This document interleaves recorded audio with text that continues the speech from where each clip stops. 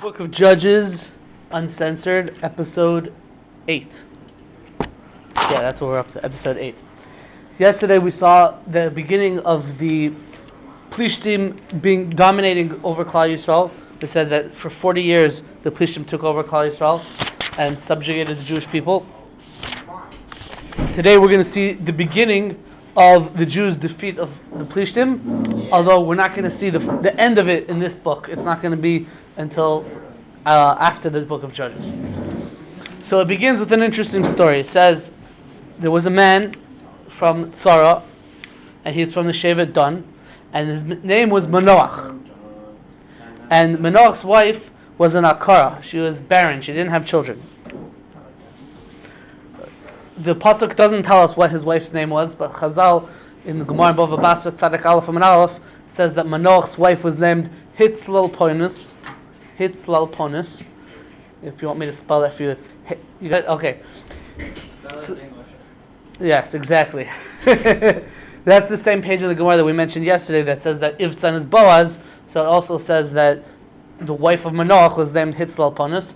There's a medrash that says that she was from the tribe of Yehuda.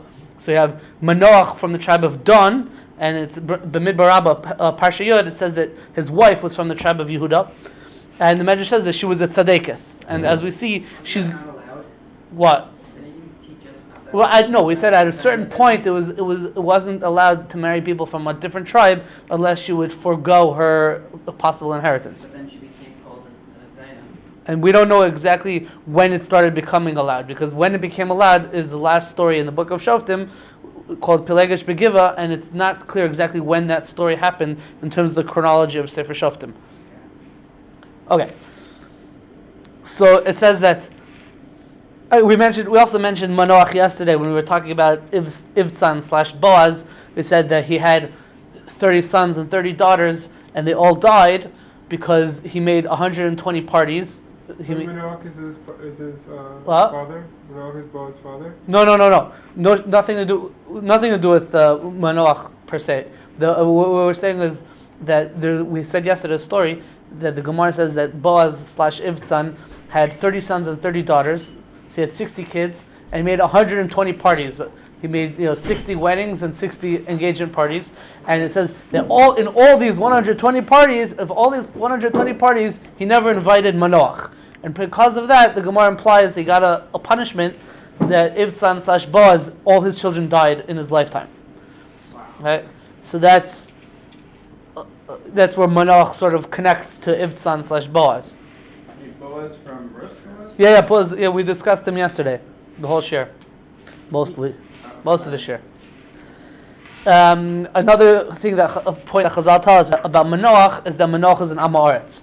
The one in Erev and Yud Chesed Mid Beis, that Manoach was not a learned person. He was an Am Haaretz. It says that he didn't even learn Chumash. He didn't even learn Psukim. Okay, so it says that a Malach appears to Manoach's wife, and the Malach says to her, "Behold, you are an Akara, you are a barren woman, and you have not given birth, but you will become pregnant, and you will give birth to a son." Who is that story? A Malach, an angel. An angel appears to Manoach's wife and tells her that you are an Akara, and you haven't given birth, and I'm telling you that you're gonna become pregnant, and you're gonna give birth to a son, which is a little bit funny because what are you telling her? Like, oh, you're barren, you never gave birth. Like, well, she doesn't know that. She's living with that. That's like one of the issues going on in her life. And the Malach says to her, "Oh, by the way, hine no at Akara. You are an Akara. You are a barren woman." Well, maybe she thinks, well, is she only married to what? Is she the only wife? Of Manoach, Yeah. let's say. Well, maybe she thinks it's his problem. Oh, so the Medrash, so the Medrash says that what the Malach was doing, what the angel was doing with this sentence, is he was trying to make peace between Manoach and his wife. Apparently, there was an argument between Manoach and his wife. Whose reason is it that they're not? Whose fault is it that they're not having kids? Manoach said it's your fault, and she said no, it's your fault. So they're arguing about whose fault it is. So the angel comes and sort of decides and says, "Okay, by the way, you should know it's your fault. You're the one that's stopping it. But I'm telling you that you're gonna become pregnant, and you're gonna have kids afterwards."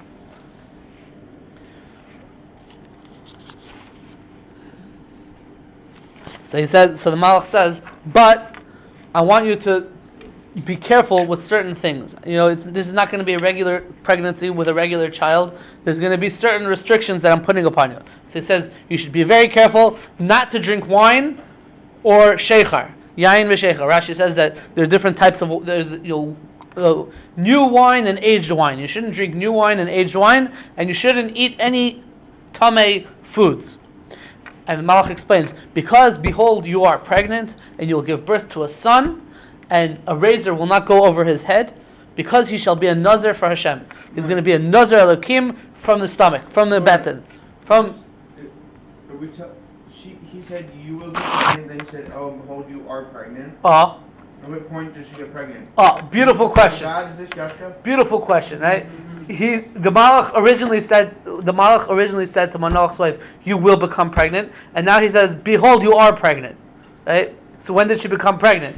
Right? He's in the middle of talking. The Malach is in the middle of talking to her. All of a sudden, she becomes pregnant. So Chazal tell us that what happened was that she had been with her husband, let's say, in the last few days.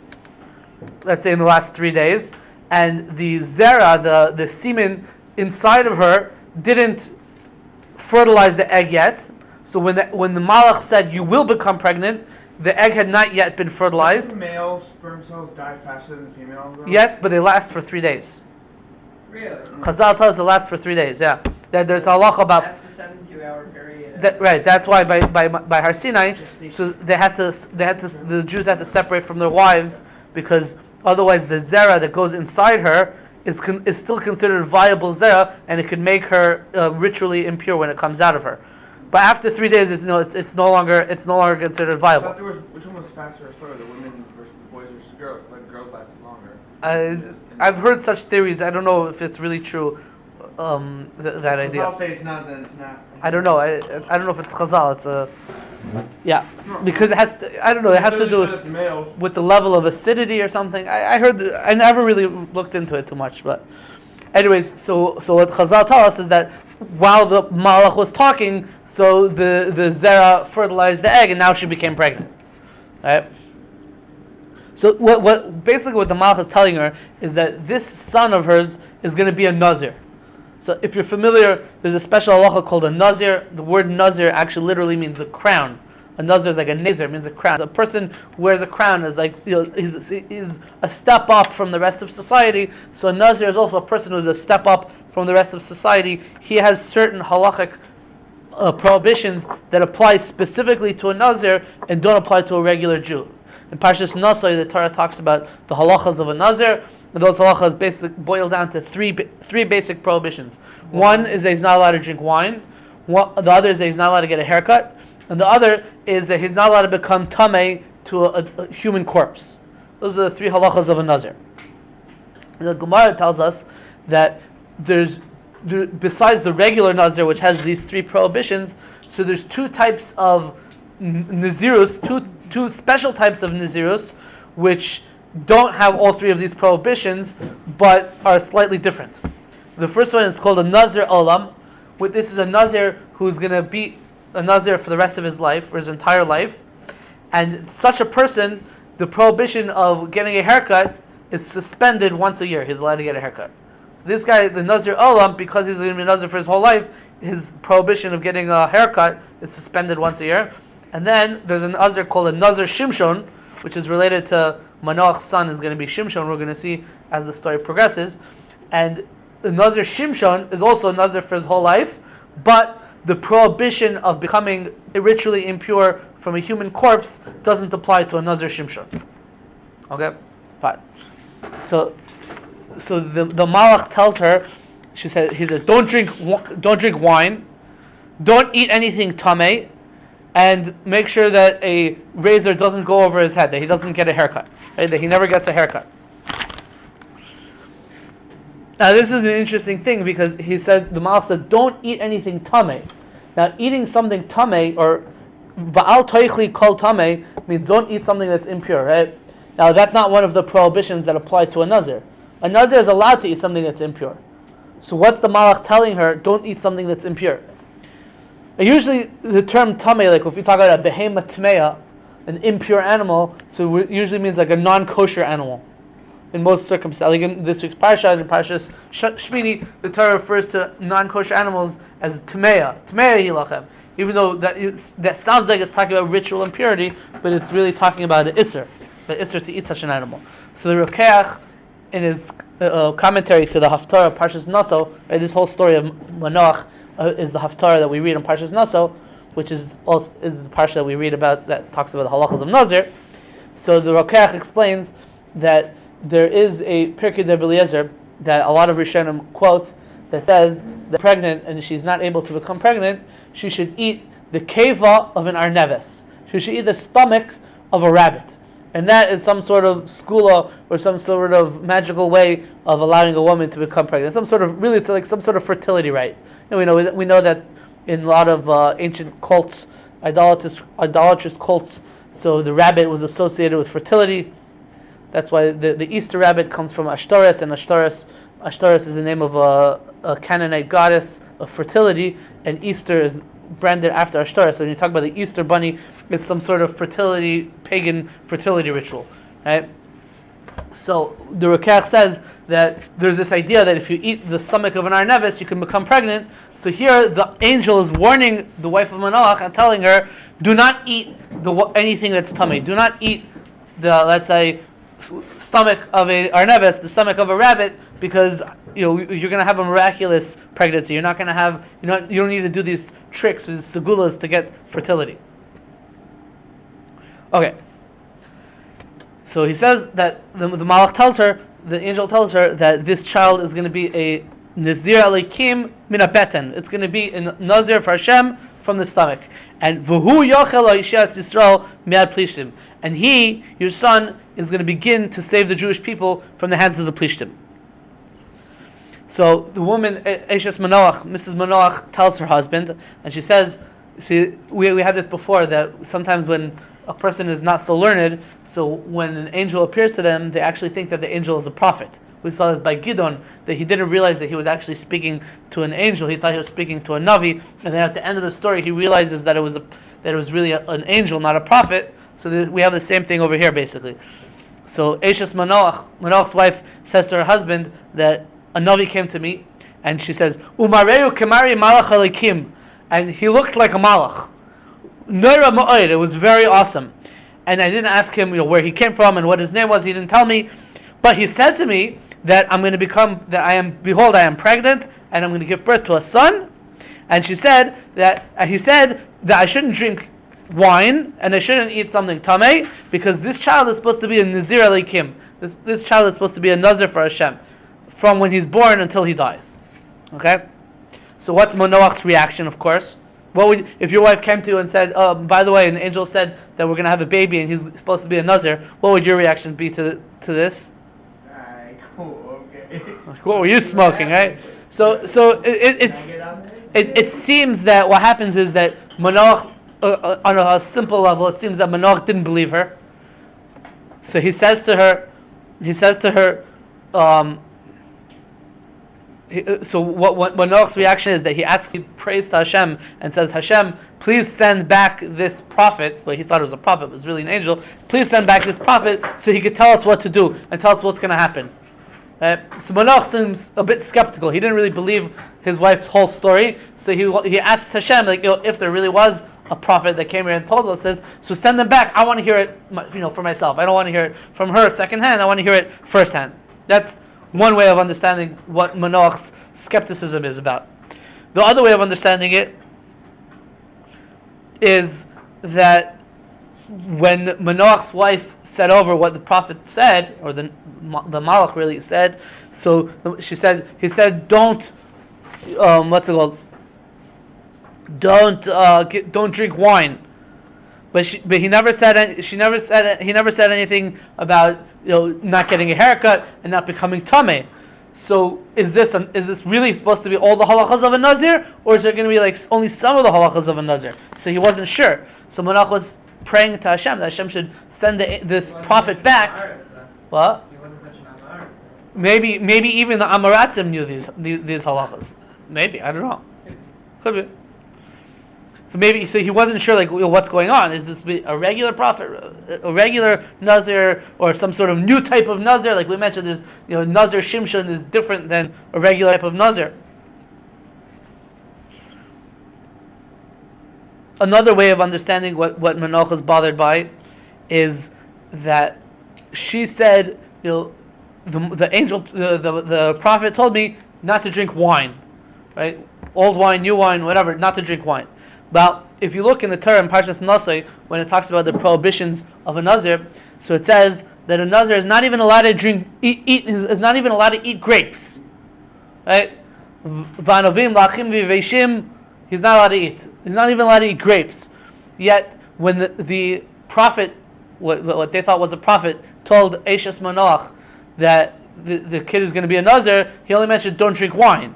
And when she said it to her husband, it was only don't drink wine. But what about grapes? Is he allowed to eat grapes or not? So that wasn't clear. See, the Sefer Nachos Yeshua explains this idea a little bit more in depth.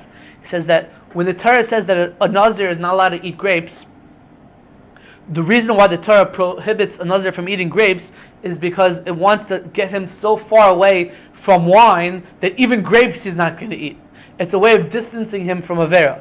Right? We find this idea in a few other places as well. Like, for example, the Torah says that you're not allowed to eat chametz on Pesach. Right? And the Torah goes a step further. It says not even though you're not allowed to eat it, you're not even allowed to own chametz on Pesach. Bal yo'eh, bal yamotza. So the Rishonim explain, why are you not allowed to own chametz on Pesach? So they say that the Torah said not to own it, because if you owned it, you might come to eat it. So not owning it is like a gzera that the Torah put up a fence to protect you from violating the main prohibition, which is not to eat chametz. Right? So it's the same idea, it would seem, by a Nazir as well. If you're gonna eat grapes, so you might come to eat wine, drink wine, and the Torah doesn't want the Nazir to drink wine, so it says don't drink wine, and not just wine, don't even eat grapes, so you won't come to end up drinking wine. Right? Now this idea, the Rishonim say about by Pesach, they say that the reason why the Torah had to create such a harchaka, such a fence to distance a person from the avera of eating chametz on Pesach, is because you have chametz in your house the whole year, and so it's sitting around. So if once you have it, you might eat it because you're used to eating chametz. So the Torah says, make sure you get rid of the chametz from your house, so you won't end up eating it. Something that you eat the rest of the year, so it's hard to like have it around and then not eat it. So the Torah says, just get rid of it. You won't make a mistake. So the Nachas Yeshua explains that over here by Manoah, so Manoah was thinking that usually the Torah says that a Nazir is not allowed to eat grapes, because if he eats grapes, he might end up drinking wine, right? Because it's a slippery slope, right?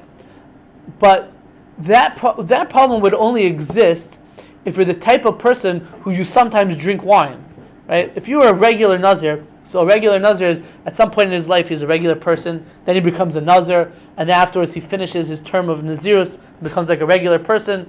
So that guy, he'll sometimes be allowed to drink wine when he's not a Nazir, and he sometimes will be prohibited from drinking wine when he is a Nazir. Right? So for such a person, we can understand that the Torah would say, stay away from wine and also stay away from grapes, because you might come to violate the halacha by drinking wine.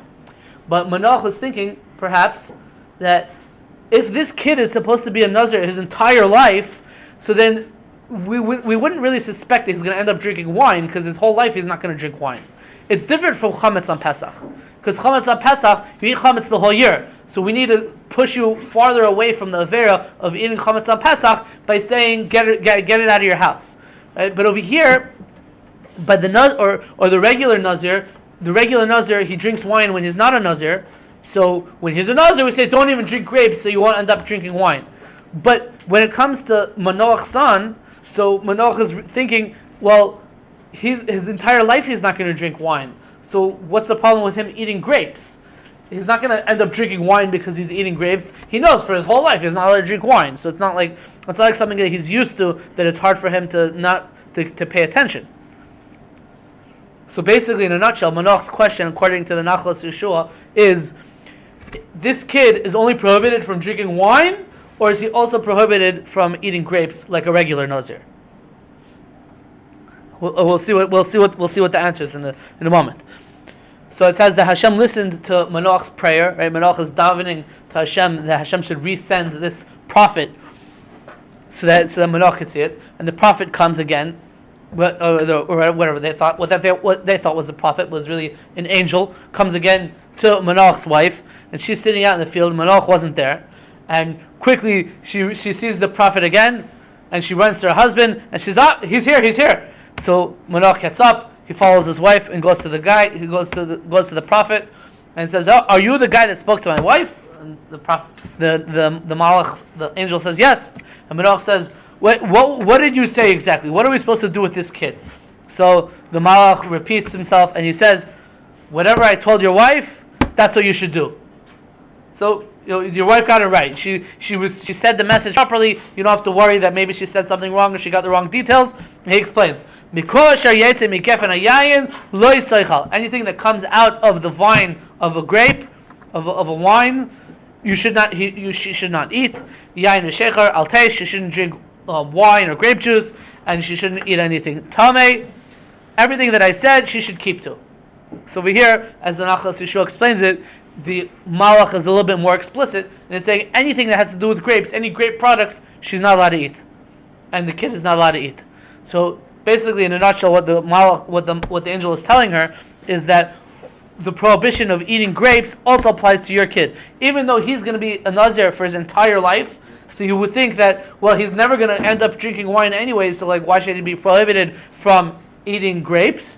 Still, this is what a Nazir is. A Nazir is supposed to be a person who stays away from Averas, and the whole idea, as we're going to say in a moment, the whole idea of a Nazir is to distance a person from sin.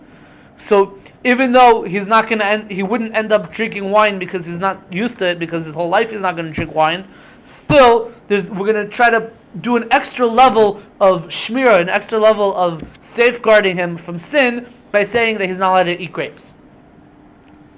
Now this idea that what is a Nazir,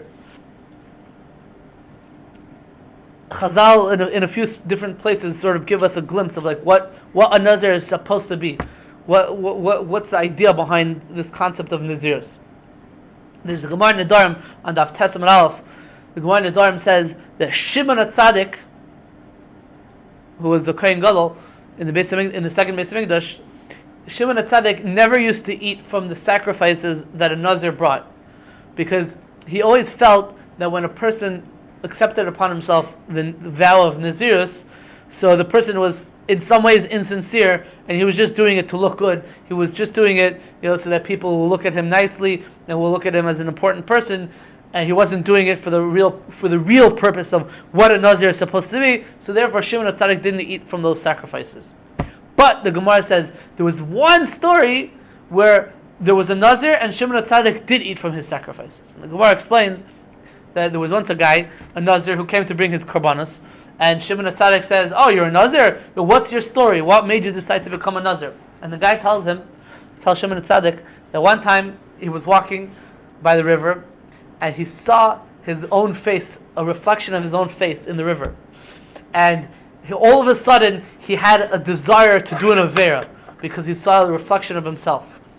And in order to distance himself from that Avera, he accepted upon himself that he's going to be a Nazir, and now he finished his term of Nazirus and he's bringing his sacrifices. So Shimon HaTzadik says, this guy, he's a genuine Nazir. He's the real deal. I'm going to eat from his sacrifices. Because the concept of Nazirus is that it's trying to bring a person away from Avera. This guy, the Mefarshim explained, this guy who saw his reflection, so some say that he saw his reflection and he became very full of himself and he wanted to turn himself into some sort of avodah zarah. Some say that he wanted to do all kinds of sexual misdeeds because he decided he's a really good-looking guy.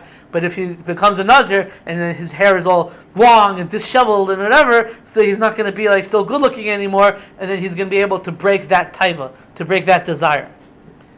So Shimon HaTzadik said, "Oh, that's what the idea of Nazir is, so I'll eat from this guy's korban, because I see he's the real deal. He's a genuine Nazir." But that's one Gemara. Doesn't matter. Where is that Gemara? That was the Gemara Nedarim Daf Tes. 1 second. The other Gemara is the Gemara in the beginning of Maseches Sota. So the Gemara asks, Sota is a woman who's suspected of adultery. Right? She's suspected of not being faithful to her husband. So there's a whole halachic ceremony that you do to try to see if she was faithful or not faithful. Right? So that's what Maseches Sota is about. And Maseches Nazir is all the halach that have to do with a Nazir. So these two tractates are right next to each other in the order of the tractates of the Talmud. So the Gemara is really trying to figure out what's the connection between a Nazir and a Sota. Right? So the Gemara says, one second. But the Gemara says that it's coming to teach you that if a person sees the suspected adulteress in her whole situation that she has over there, he's going to take upon himself to try to pull himself away from sin. And one of the ways that he would do that is to take the vow of the Nazirus and become a Nazir and pull himself away from sin. So you see again that the idea of a Nazir is to pull a person away from sin. Long hair, you see that like Hasidim cut off their hair to be less attractive, and you see, I don't know. I think that's the reason why they do it. I think. No, we're not talking about women. Nazir, we're talking about men. About the women? No, I'm talking about the Nazir. women shave their heads. I'm talking about we're totally talking about the women. I'm talking about. Hasidim in general shave their heads. They just shave their heads. Yeah, but that's not for the look. That's just they. Then what is it for? That's a good question. No, isn't it the whole thing You're the one who's with the so they don't have long Yeah, so hair? basically the Hasidim shave their heads because according to the Arizal, the way I understand it, is that hairs which grow upwards represent like the forces of klippas, because it represents like what the lower world does to the upper world, which is like when a person like does averes in this world, so he affects things in the higher realms. So the hairs that grow upwards are associated with the klippas, so they get rid of the hair on the head because those hairs grow from down up, right? And then the hairs which are on the beard grow from up down, so that affects that represents shefa of Hashem sending down His influence from up down to this world, so that they let it grow. Okay. That's what. Is that why your The fire holds Kabbalists that say men should that have beards? What? Is that why fire holds that men should have beards? What? Is that why Rav Chaim holds that men should have beards? Yeah, I mean, this Arizal is the source why Hasidim are makbet to have specifically grow a beard. But long. Chaim also holds. I think your Chaim says for married men. No. No, he says for You can see pictures of him when he's younger, where he has a beard here. When he's on there. No, we're saying I'm people. saying for other people. He tells people. I know this because I have a bunch of friends who wouldn't go to him because their friends were told to grow hair. Who are single? Yes. Yeah, that's what I was saying. He himself when he was single, he had a beard. What do you call it? I think so. Anyways,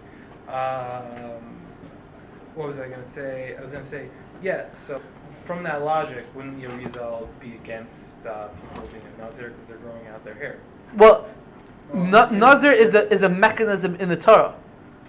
So if you are a Nazir, then the prohibition of cutting your hair applies to you. So then you're not allowed to do it. It's just like even the Arizal will tell you that you're supposed to leave your payas, right? Because what do you mean? You're trying to get rid of the hair on the head, right? No, the Arizal. We're still bound by the Torah's laws, and the Torah's laws says don't cut the corner of your head. No, but why would long? Okay, fine. Then let's abandon that. Why would long hair be unattractive? You see, like rock stars have like long hair, and like hippies or whatever. He wasn't taking care of it back then. I don't think they had the same. It's not, but you could just easily like brush the hair. They It's didn't not like have brushes.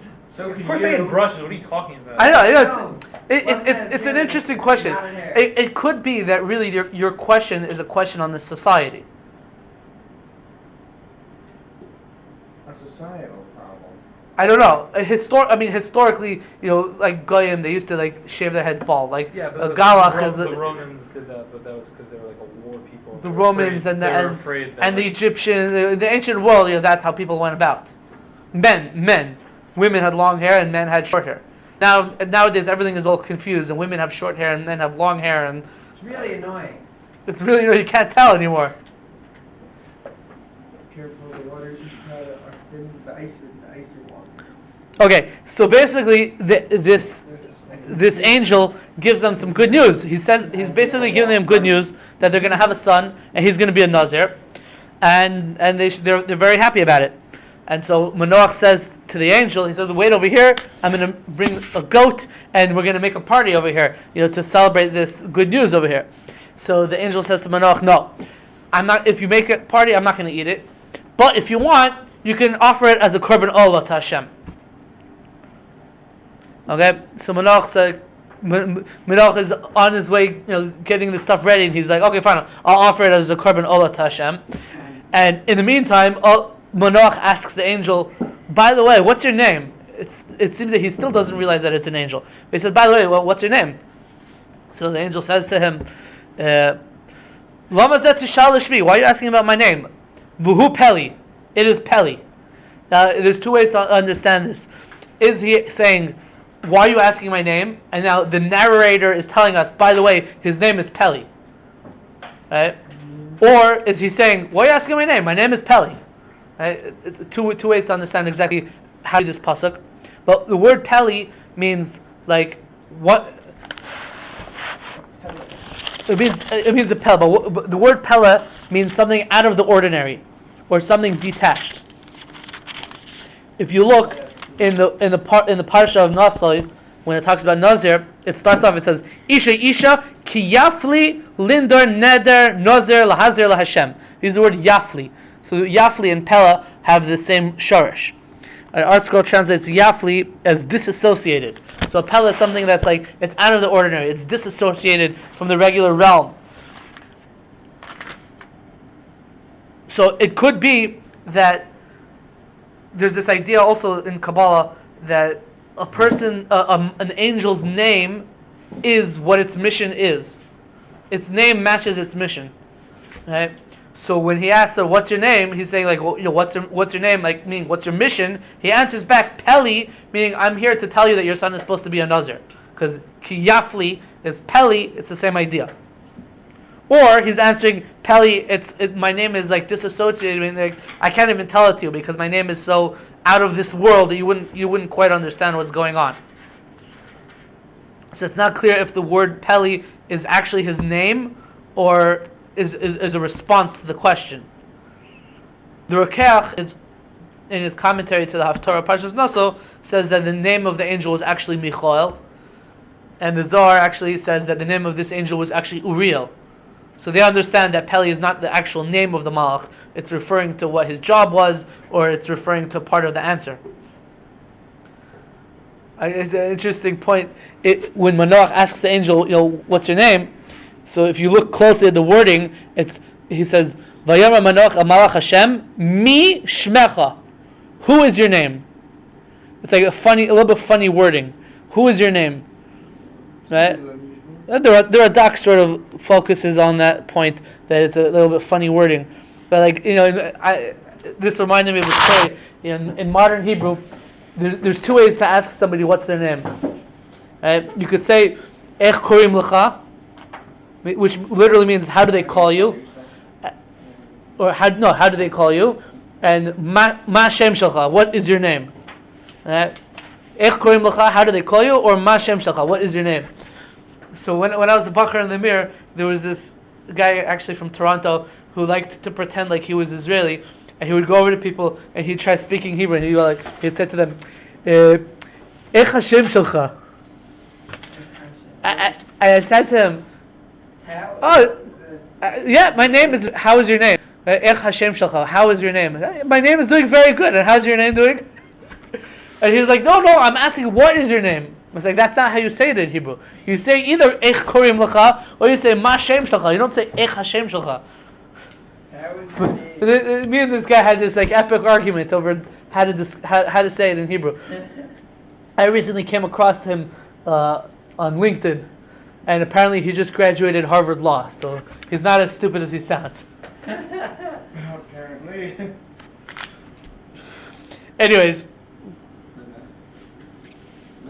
so Manoah prepares the sacrifice and he puts it up a korban oila.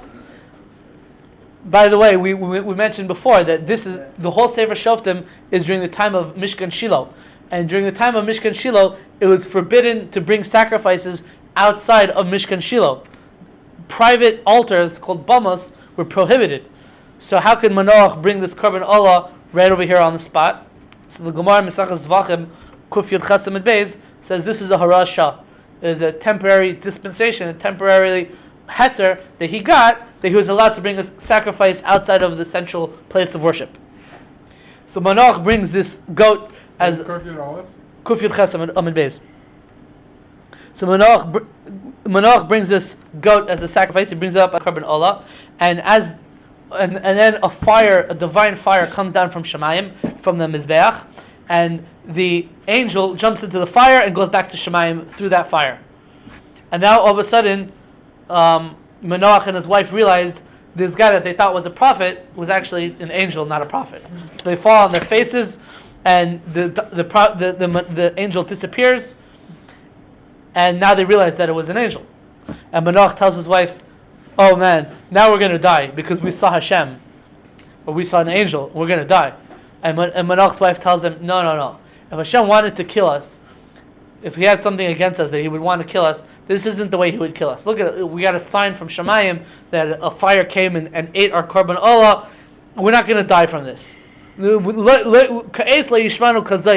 never heard such a thing, that a person is going to get good news from an angel, that they're going to have a child, and then all of a sudden they would die because they saw an angel. It doesn't work like that." Then again, see, here we go again. A woman saving this crazy, stupid man in the Tanakh. That's right. From their ideas. Okay. So it says that the woman gave birth to a son, and she called his name Shimshon. Okay, so we're obsessed with names over here in this series. So what does the name Shimshon mean, and why is he called Shimshon? Kind of sounds like Samson. So yeah, Samson sounds like Samson, no? No way. Like sesame. So the word the shorish of the word Shimshon is Shemesh. Right? What's a Shemesh? Son. So why is he called Shimshon? Because he was their son. No. That's a joke. But he was called. The Gemara says like this. The Gemara Mesachas Sotah Daf Yud Amud Aleph says, Amar Rabbi Yechanan, Shimshon al Shmoi shel HaKadosh Baruch Hu Nikra. Shimshon was named after Hashem. Shenamar, it's a pasuk in Tehillim where it says, Ki shemesh u'mogen Hashem elikim. The song, Ki shemesh u'mogen. Yeah. But then you're the only one that needs to. What? What are you talking about? That's my favorite song. Shut up, Abby. Whoa. This is a I shir. concur. This is shir being recorded. I am in total agreement. It's from the 90s, right? Anyways, it says, Ki shemesh u'mogen Hashem elikim. Hashem, the God, is a shemesh, is a sun, and a protector. Right? So why is Shimshon called Shimshon? He's named after Hashem, who Hashem is called Shemesh. Then the Gemara says, so if that's true, then you shouldn't be able to erase the name Shemesh, because Shemesh is the name of Hashem. So then the Gemara says, no, we didn't literally mean that it's the name of Hashem. That Shimshon gets his name because he's sort of a microcosm of Hashem in some weird way, because it's really a sorite complex, because Hashem is an infinite, and a microcosm of something infinite can't exist, because then it would also be infinite, right? It's called a sorite complex. What? Whatever. You'll look it up on Wikipedia when you're infinite. No matter what you're pulling from the infinite, it's like. If you take a little bit of infinite, it's also infinite. Right? So how could you be Me'ain? Me'ain means like you're like a microcosm, like a little part of. But you can't be a little part of something that's infinite, because a little part of something that's infinite is also infinite, because it doesn't have an. Yeah. So the Gemara says, Ma HaKadosh Baruch Hu Meigin al Kol Olam Kulei, just like HaKadosh Baruch Hu protects the entire world. Af Shimshon Meigin B'dor al Yisrael. So too, Shimshon in his generation, he protected the Jewish people.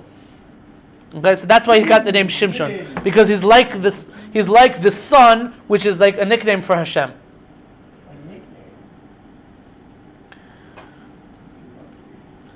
And it says, Vayigdal Hanar, Shimshon grew up. Vayivarcheu Hashem. Hashem gave him a bracha. And you know what the Gemara tells us, what was this bracha that Hashem gave him? Vayivarcheu Hashem. B'ma berachai. With what did Hashem give him a bracha? Omer of Yehuda Marav. Sheberchai ba'amasai. Hashem gave him a bracha with his male organ. That was the special bracha that he got. What? Yeah, he had a special male organ, a special blessed male organ, which we understand. If you want to understand it sort of allegorically, it means that Shimshon had a very especially strong taiva for sexual ideas. He had a special libido. How do you explain that as a bracha? Yeah. What? Oh, so how do you explain that as a bracha? So first of all, you have to understand that the Maral, in his commentary on this Gemara in the Pirish Agodas, the Maral explains that this bracha which means that he had a lot of sexual taivas, was there to counteract his kedushas nazirus. Because he was going to be a nazir, so he's going to be so holy. So in order to counterbalance that, he would also have to have something pushing him more to the side of the Yetzer Hara, so that he'll have an equal bechira, right? An equal bechira to make the equalizer. And we're going to see that Shimshon is called Shimshon a Gibor, Shimshon the strong man, Shimshon the mighty. And what does it mean, Gibor? Chazal tell us, Mesachas Avos, Ezu Gibor Hakovish Es Yitzro. Who is the strong man? The one who's able to conquer his Yetzer Hara. So in order for us to say that Shimshon is the strong person, he has to have a very strong Yetzer Hara for him to be able to conquer. Which we will see is a major part of the story. I'm excited. It says, Vatachal Ruach Hashem, Ruach Hashem came upon Shimshon as he was growing up, which some say it refers to a nevuah, prophecy. Some say it refers to a special strength that he had, extra physical strength. Okay. That's Shimshon as a child. Shimshon is growing up. And Chazal tell us an interesting story. It's brought in the Yerushalmi, Masachel Saita. The Yerushalmi says that when Shimshon was growing up, so his parents showed him the fields of the Philistine in Timna. And they said to him, just like these fields have klayim, there's a halacha that you're not allowed to mix different types of different species, especially if you mix it with, let's say, grapes and wheat together. If you plant them together, so it becomes aser bahana. So there's a halacha called klayim that you're not allowed to mix different species of plants together. Or animals. Animals also, that's also true. So Manoah's parents showed him the Philistine fields of Timna, and they said to him, just like their fields are planted with klayim, so too their daughters are also made klayim. Their daughters are also made out of forbidden mixtures, which the Meshach Chochmah. From where are they? What? From where are they, the daughters? What do you mean?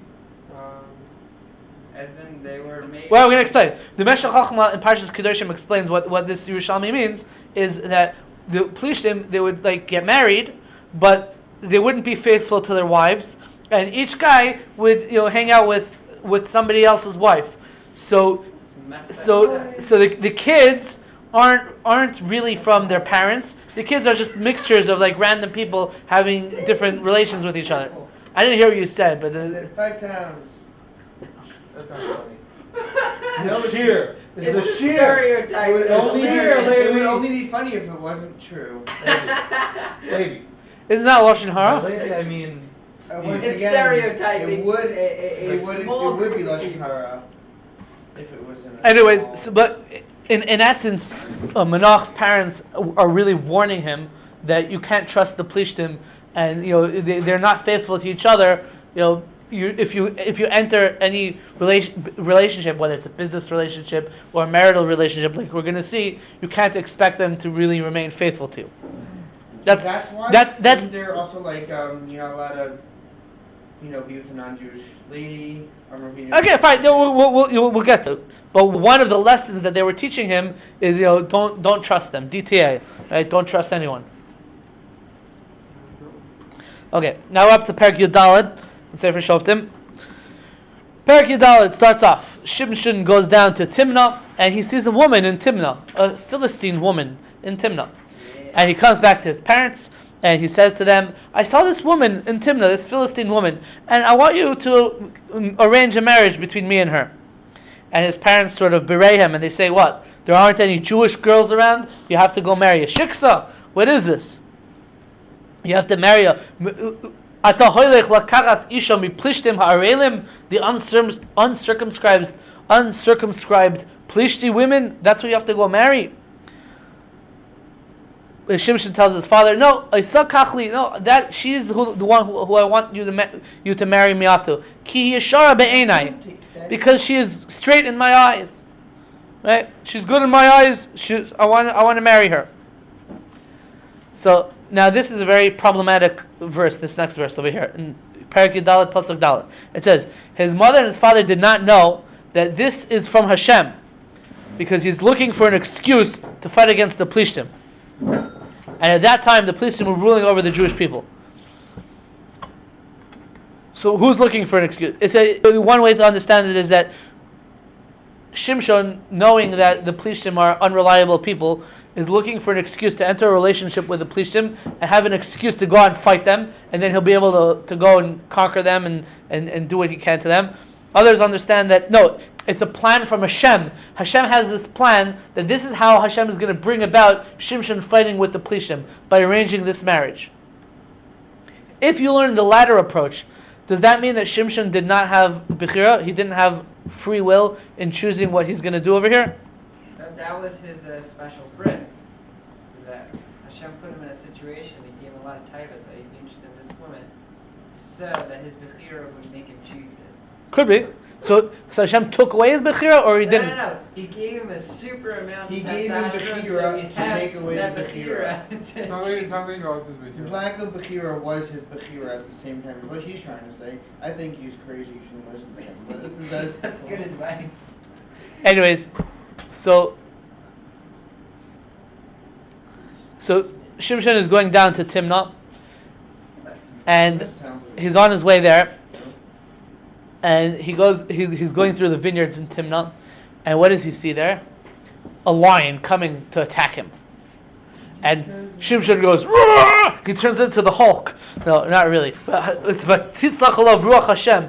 A spirit of Hashem had success upon him, and he was able to rip up this lion as if it was a little goat, and nothing had happened to him. He was able to just rip up this lion. And he didn't tell anybody what happened on his way to go to Timna. And he goes down, and he gets to Timna, and he speaks either to the girl's family, or he speaks to the girl herself, and he decides, Vatisha be'enei Shimshon. And the whole matter was straight in the eyes of Shimshon. He decided, this is the right thing. This is the right thing for me to do. This is what I'm supposed to be doing. And then, so he arranged that they're going to get married, and it says that he, sometime afterwards, he was going back to get her from Timna, and as he goes back, he went a little bit off the road to check out, what happened with that lion that he killed, that he ripped apart with his hands, and he sees in the lion, inside the lion's corpse, a whole bunch of bees had built a beehive inside. And there's a beehive, and there's honey inside this lion, right? Dvash. Parenthetically, yesterday we said that we're talking about milk. Right? Default milk in the Tanakh refers to goat milk, right? So over here when it says dvash, so default dvash, default honey, when it talks about honey in Chumash, it's talking about date honey. But over here it's talking about bee honey. Right? Because it's talking about bees that made a hive and they made honey over here. So he took some of the honey and he ate it, and then he brought it back to his parents and he gave it to them also to eat some of this honey. But he didn't tell them where he got this honey from. He just gave them some of this honey from. I've understood the importance of the story. What? This specific story. No, okay. You have to see the bigger picture. So he gives them the honey, and he doesn't tell them that he got this honey from a beehive that was inside a lion that he had killed on the way to marrying this woman. Okay? Now, he marries this woman from Timna, and they make a whole party. Right? They make a big party, and there were 30, let's call them best men, that were Philistine best men that were a part of this party. And they were all partying away, and they had this nice party, and when you get a bunch of drunk guys partying away, so they say all kinds of interesting things. So Shimshon says to them, let's make a bet. I'm going to ask you a riddle, and if you can solve the riddle, then I will give you 30 bed sheets and 30 khalifot begadim is let's say changes of clothes. In modern Hebrew, khalifa is a suit. We'll give you 30 suits. 30 suits and 30 sheets. And if you can answer the riddle. And if riddle me this, riddle me that. Is that what you were waiting for to hear? I don't know. I was just thinking about stuff. Okay, riddle me this, riddle me that. You're the Riddler. And if you can't solve the riddle, then you have to give me 30 bed sheets and 30 suits. So they said, okay, it's your riddle. We'll hear the riddle, and we agreed to the bet.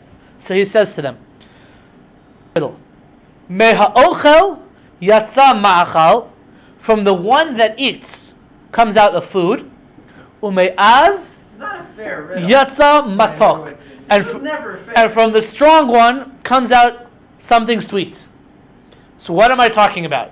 And they weren't able to, for 3 days they weren't able to figure out the answer to the riddle, right? And on the 7th day, they decide they're going to speak to Shimshon's wife, the Timna, the Philistine woman from Timna, and they said to her, "Convince your husband to tell you the riddle. Otherwise, we're going to burn your house down and your father's house down in a fire." So she goes back to her husband, and she's crying to her husband Shimshon, and she's crying to him, and she's saying, "You don't really love me. You hate. You don't really love me. You gave this riddle to the friends over here by the party, and you didn't give me the answer. How could you ask them a riddle and you never even told me the answer?" And she's crying, and she's doing the whole emotional manipulation thing. And so Shimshon says, "What do you mean? I didn't even tell my parents the riddle, right? So why should I tell you the riddle?" But Shimshon is making a mistake over here, because when women are being emotional, you can't be logical with them, right? so that doesn't alleviate the problem. So she's crying for 7 days. They're having their Sheva brachas, and the whole time she's crying and trying to pressure him into telling him the answer to the riddle. Right? And finally he tells her the answer to the riddle, okay? Because she put a lot of pressure on him, and then of course she goes back to the Philistine guys from the party, and she tells them the answer to the riddle. Yeah. So they come back to Shimshon. What'd she get out of this traitor? What? What'd she get out of Well, they threatened to burn down her family's house, right? Told him. What? She should at least get one set of sheets. What? She should at least get one set of sheets.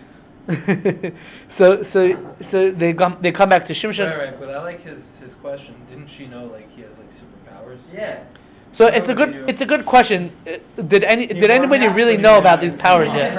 No, he was wearing his glasses, so people thought he was a mild-mannered reporter, right? Yeah, but at the very least, she could have been like, "Hey, man, you got connections and stuff, you know." I don't know. It's not clear how famous it was his powers yet. We're going to see later on in the story that it becomes much more well known that he has these special powers. Okay, so the people from the city come back to Shimshon on the 7th day, and they said to him, "Ma matok mitvash, uma az me'ari." What can be sweeter than honey, and what is stronger than a lion? So that shows that they've basically solved the riddle, right? Except that Shimshon is not a stupid man, and Shimshon says to them, "Lule charashtem be'eglasi limatzastem chidasi." If you wouldn't have been plowing with my cow, you wouldn't have been able to find the resolution to my riddle. So now the term egla, no, not cow, it's really a calf. The term egla in Tanakh is actually a term of endearment. Like, we have my honey, my sweetheart. So they say my dear calf, my dear calf. So he said, if you weren't plowing away with my calf, you wouldn't have been able to find the answer to this riddle. So 2 ways to understand this: is he accusing them of cheating on her, of her cheating on him with these guys, and because they were having some sort of affair, she revealed to them the secret? Or plowing is not euphemistic.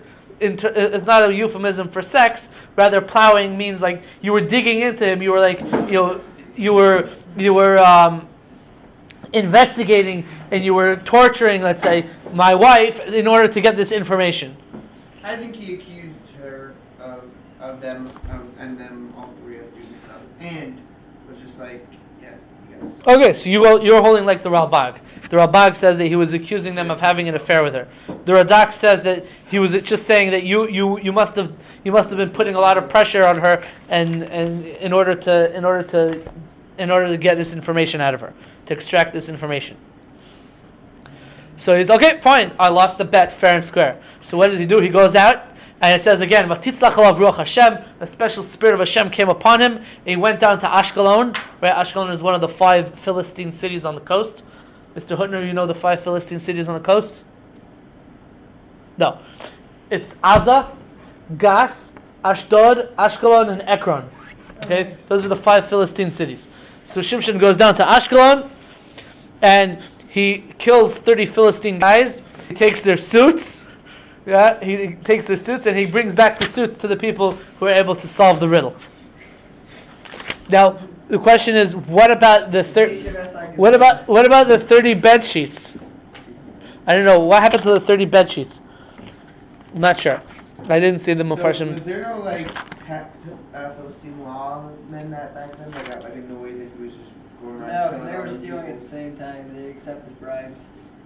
That's cool. So basically, now Shimshon is going to be estranged from his wife. He goes back to his parents' house and he stays away from his wife. They sort of separate. Yeah, well. So this is where this could be backing up the idea of whether or not he was saying that she cheated on him.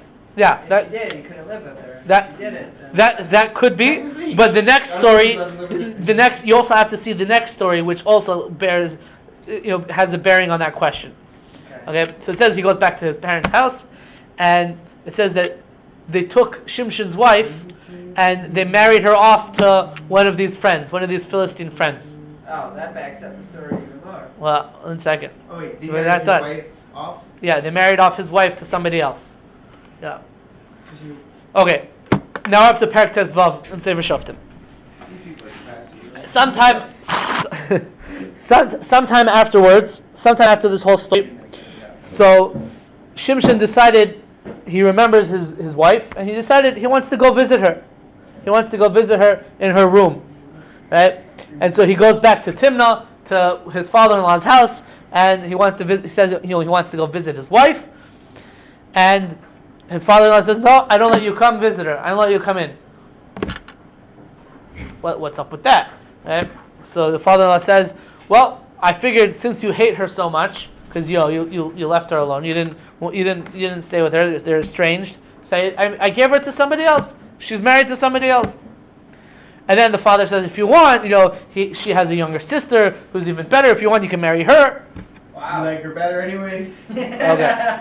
So Shimshon says, "Oh, now I can clean myself from the Plishtim. Now I can really do something really horrible to them. Because they messed with it. They messed with me. Now I have a good excuse. I can go out and fight the Plishtim."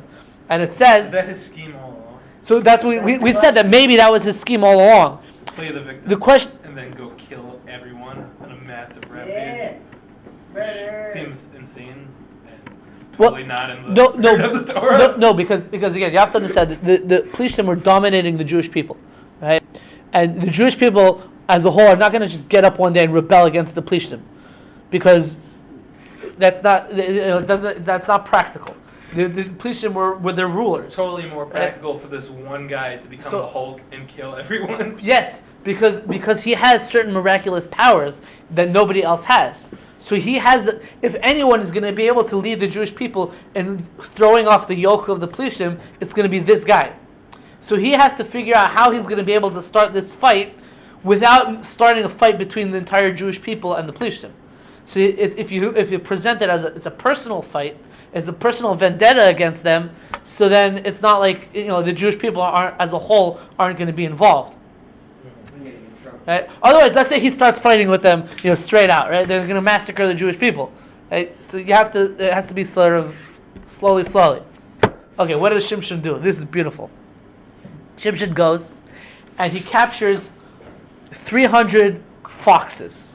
Okay, and he takes torches and he sort of twists the the foxes' tails around these torches. Okay, so now you have 300 foxes with their tails that are like carrying torches.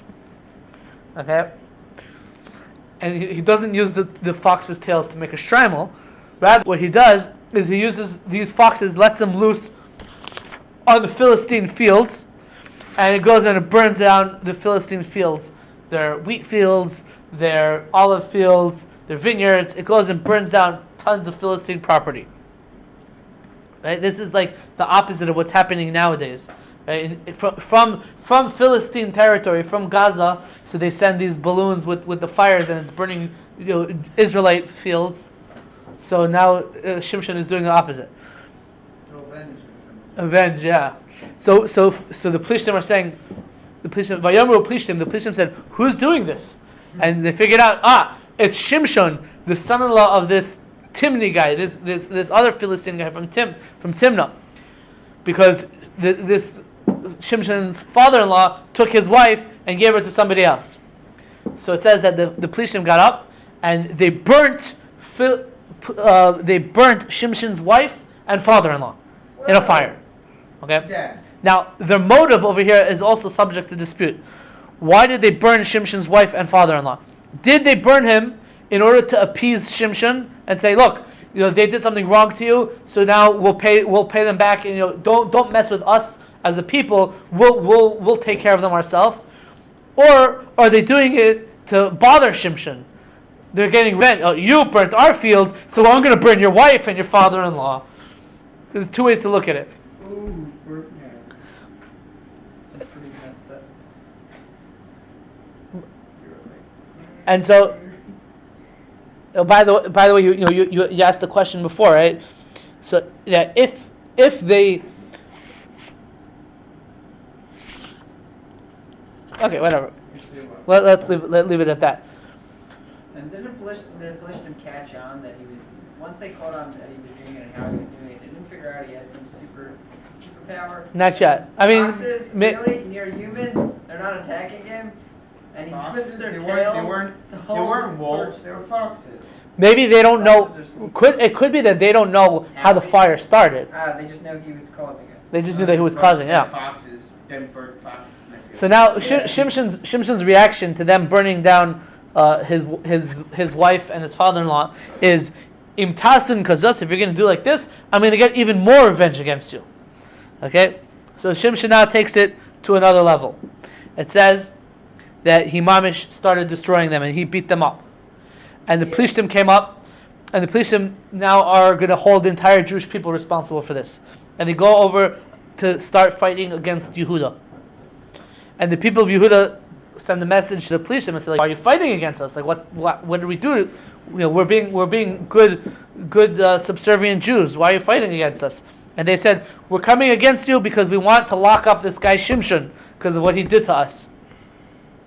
So the Navi says that 3,000 Jews from Shevet Yehuda came to where Shimshon was, and they said to Shimshon, "Mr. Shimshon, you know that the Plishtim are our overlords right now.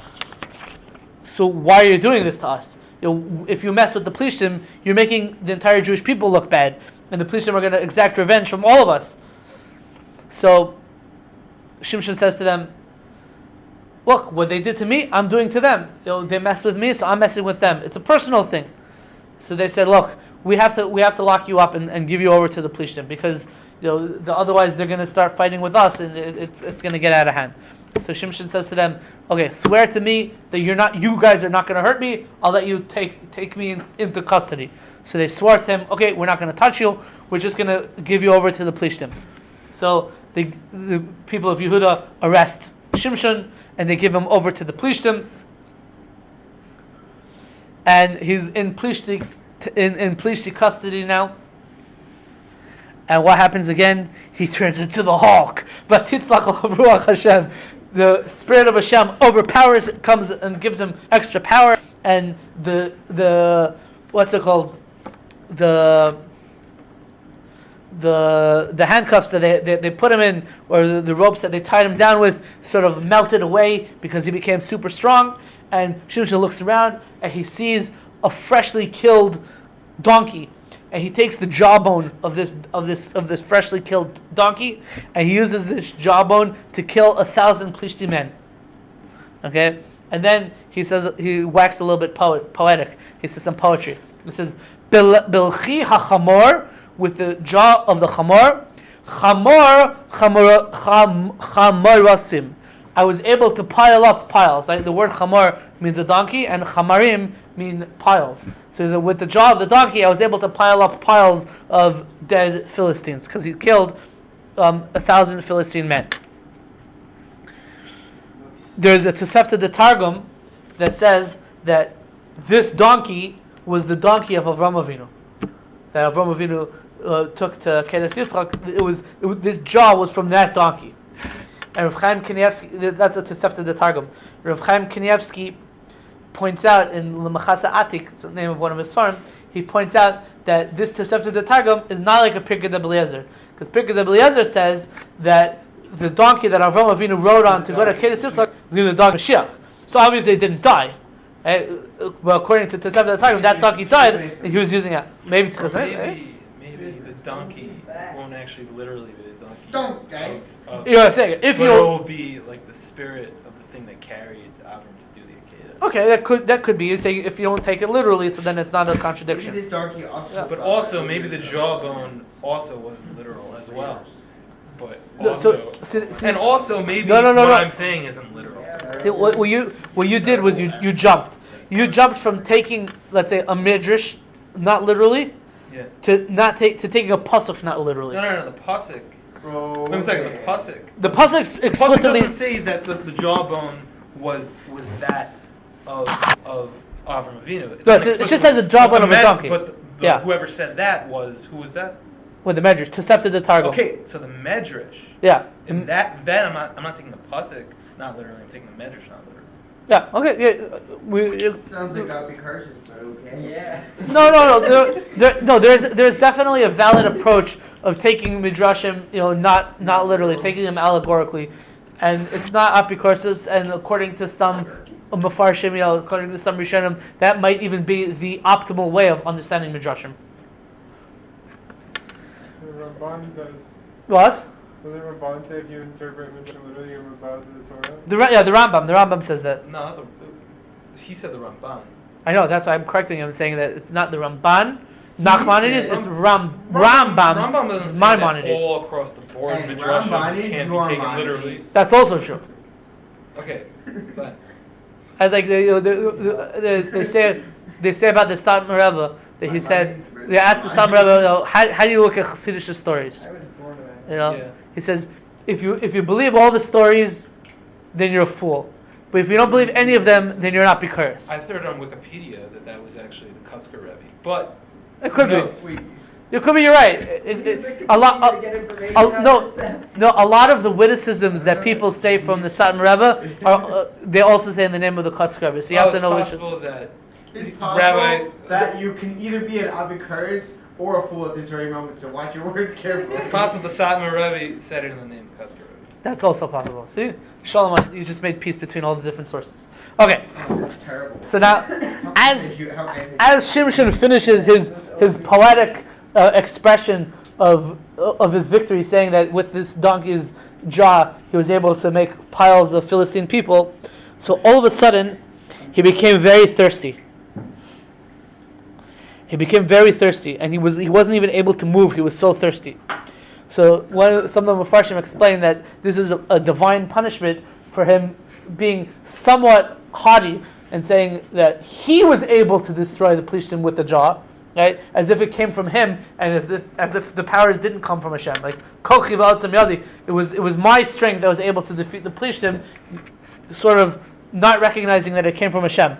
And because of that, he immediately gets punished that he's so thirsty that he can't even drink. And he calls out to Hashem, and he says to Hashem, Hashem, Atana sati biyad avdacha esachua hagdela azos. You gave into the hands of your servant this great salvation, this great victory. Ve'ata amos batzama, and now I'm going to die out of thirst. Ve'nafalti biyad arelim, and I'm going to fall to the hands of these uncircumcised people. So he's praying to Hashem. He's recognizing Hashem's role and Hashem's power in this. And all of a sudden, Hashem makes a miracle that out of the machtesh of the lechi. Now, there's a subject to dispute over here what this means. But the machtesh of the lechi means a hollow part of either the lechi that he was using to kill him, the jawbone that he was using to kill him, or a place named lechi. So Hashem made it split open, and water came out, and Shimshon was able to drink the water, and he was quenched his thirst, and he was able to be back to normal, right? So Hashem made it, once he recognized that it came from Hashem, Hashem made a miracle and was able to save him. This is similar to the story of Yonah, in the end of Yonah, where he was very thirsty, and Hashem made a kikaya to protect him from the heat, and then the kikaya disappeared. I think it's a similar motif over here. Okay, so that's the story of Shimshon. And then it says, Vayishbad es Yisrael b'mei Plishtim esrim shala. Shimshon judged the Jewish people in the times of the Plishtim for 20 years. So Shimshon ben Manoah from the tribe of Dan, he is our 13th judge, 13th shofet, if you include Avimelech. If you don't include Avimelech, then he's only 12th. Right? So that's Shimshon. He was our judge for 20 years. Wait, this guy was a judge and he was like going around killing people? Yeah, he was judge. Well, again, Judge, jury, and executioner. all the way back in episode 1, we tried to define what does it mean a shofet, and we said that a shofet is also a military leader, also a religious leader. Yeah, but he's like marrying like non-Jews and like having like very like personal fights. Oh, so I mean, at least that's his public image. Okay, so you're asking a question: did Shimshon marry a non-Jew, or did he not marry a non-Jew? Okay, so this is where we're really going to end off with the shir today. And it is going to be more of the discussion that's going to come up tomorrow. This is the Rambam in Hilchos Isurei Bia, let's call it sexual prohibitions, Perek Yud Gimel. The Rambam says, Al Yala Al Daitcha, don't let it come up in your mind. Shimshon, that Shimshon HaMoshiach es Yisrael, so Shimshon who saved the Jewish people, or Shlomo Melech, Nosu Nashim Nachreis B'Giyusan, that Shimshon and Shlomo married non-Jewish women while they were still in their state of Gentileness. And as the Rambam himself explains, without going into all the details, basically he says that when a person comes to convert to Judaism, you have to make sure that they don't have any ulterior motives. That they're not doing it because they want to...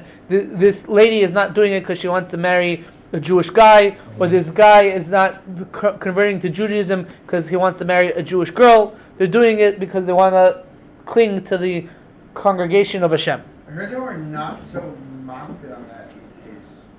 Why? Yeah, that's Yeah, no, I heard that like a lot of like there was like people. I heard like, the exact most of the opposite. time when like it's like let's hear their class like or like around people who are like converts or like learning to become Jewish, they're all dating not like a Jewish person.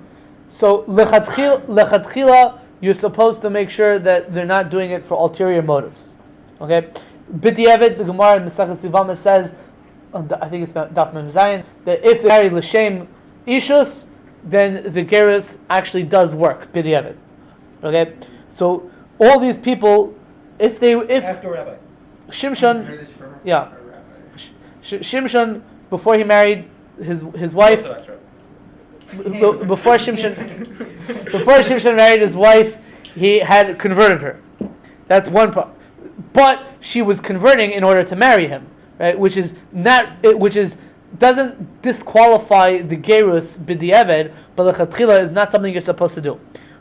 First of all, second of all, they did it without a proper bezdin, and so they did it without a proper bezdin, and so the gerus could have some halachic efficacy. It does work according to halacha, but it's not the most optimal way of doing gerus. And it could be it really doesn't work. We're not quite sure if it works or not, and therefore we have to act as if it does work. That's what the Rambam says. In this case. Well, the Rambam says that they would do it. People in the times of, let's say, David Melech and Shlomo Melech, people would come to be Megayer, would come to convert to Judaism in front of Hediotos, in front of commoners. What? Right, that's the thing. In the time of David and Shlomo, the Gemara says that they didn't allow conversions, yet people would still come and do it anyways. And then once they did it, Bezdin would say, "Well, since you did a conversion, we don't know exactly if it's good or not good. We have to pretend. I don't pretend, but we have to act as if it was a good, valid conversion, and we're gonna treat you like you are Jewish. Right? So those are the two issues over here. First of all, Shimshon, according to the Rambam, Shimshon did convert his wife before he married her, right? But there's two problems with the conversion. First of all, it wasn't in front of a proper bezdin, and second of all, it wasn't done with proper intentions. So the Rambam says, and also the fact that in the end we see that this lady, especially, we see that she wasn't really so loyal. So like, how sincere was her conversion in the first place? Dead now, so. Well, yeah, now she's dead, but. So is It also doesn't say that he legally. So the Rambam says, they only became Jewish for a certain thing, meaning because they wanted to marry a Jewish guy. They weren't converted through a bezdin. Because of this, therefore the Torah, the Tanakh, the Bible considers them as though they were still non-Jewish, even though from a technically halachic perspective they were Jewish because they did a valid conversion. But the Torah is going to look at it as if they weren't Jewish, and therefore, when we're critiquing Shimshon, we're going to say, "Oh, he married a shiksa." But it doesn't really mean that, in a halachic perspective, he actually married a non-Jewish woman. It means it's as if he married a non-Jewish woman, right? And the Gemara also over here, the Gemara in Maseches Saita says that Shimshon he took this jawbone of a donkey in order to save himself from the Plishtim, right? So the Gemara says, what's the significance of the fact that it was a donkey's jawbone?